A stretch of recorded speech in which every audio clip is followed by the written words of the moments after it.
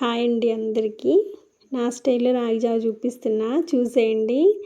ఓ పెద్ద glass water తీసుకున్నానండి. Water బాగా కాగే లోపల రాగిపిండి కలుపుకుందాం. పెద్ద గ్లాస్ వాటర్కి 1 స్పూన్ రాగిపిండి సరిపోతుంది. కొంచెం వాటర్లో ఉండలు లేకుండా రాగిపిండిని కలుపుకోవాలి. డైరెక్ట్గా పిండిని యాడ్ చేయకూడదండి. బాగా మరుగుతున్న నీళ్ళల్లో ముందుగా నానబెట్టుకున్న సగ్గుబియ్యాన్ని వేసాను. సగ్గుబియ్యం వేయటం వల్ల జావ టేస్ట్ ఇంకా బాగుంటుంది. సగ్గుబియ్యం బాగా ఉడికిన తర్వాత కలిపి పెట్టుకున్న రాగిపిండిని కూడా వేసాను.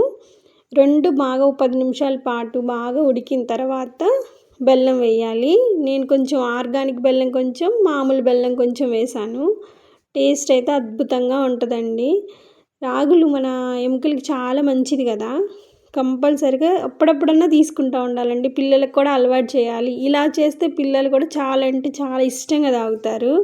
నేనైతే కాగబెట్టి చల్లార్చిన పాలు కొంచెం యాడ్ చేశానండి.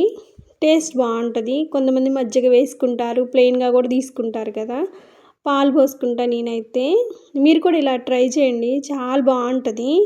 ఇంకొంచెం టేస్ట్ పెంచడం కోసం నేను పుచ్చగింజలు, గుమ్మడి గింజలు, తురుము పెట్టుకుని ఎండు కొబ్బరి వేసానండి. చాలా బాగుంటుంది. జావలో పంట కింద ఇవి తగులుతూ ఉంటే ఆ టేస్టే వేరు. ట్రై చేయండి మీరు కూడా. వీడియో నచ్చితే ఒక లైక్ ఇవ్వండి.